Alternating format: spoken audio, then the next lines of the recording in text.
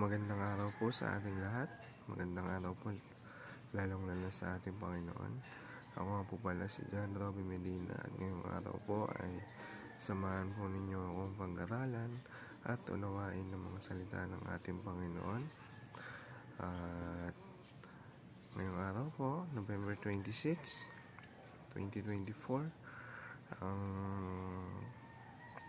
title po ng ating devotion ay Faithful Disciple, at ang paksa po natin ay magmumula sa Luke chapter 14 verse 27.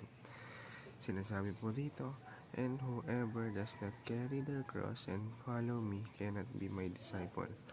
O sa Tagalog naman po, sino mang hindi nagpapasa ng kanyang sariling krus at sumusunod sa akin ay hindi maaaring maging alagad ko.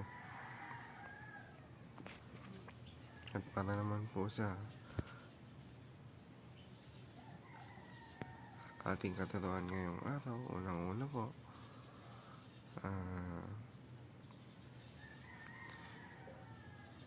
being a disciple requires self-sacrifice.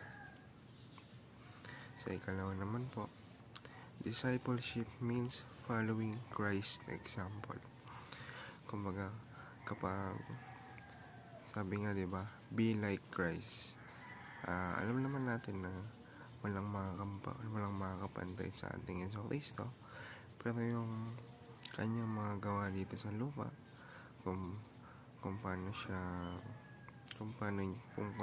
mangaral, kung paano niya pinagtiwalaan ng ating Diyos Ama, yun yung tinatawag na discipleship.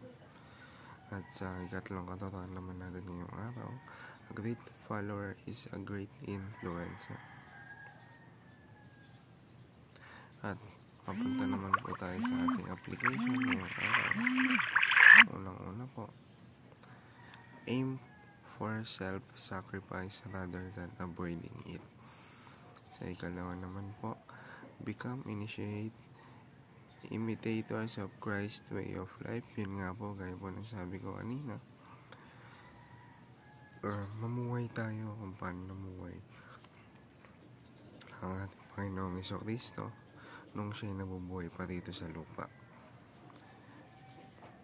Kumbaga, si Kristo ang living example kung paano mamuhay dito sa lupa.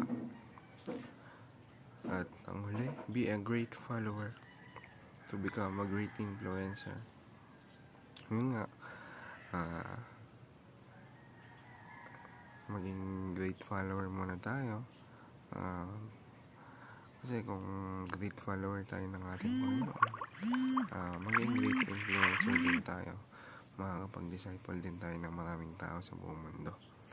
Para naman po sa ating prayer, Heavenly Father, thank you for calling me to be your disciple. Teach me to embrace self-sacrifice just as Jesus did. Help me to follow His example in all areas of my life. Let my actions reflect His love and humility so that others may see Him through me, Lord.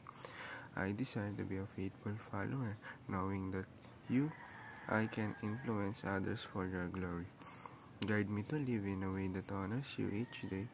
In Jesus' mighty name, Amen. Yun lamang po. Maraming salamat po.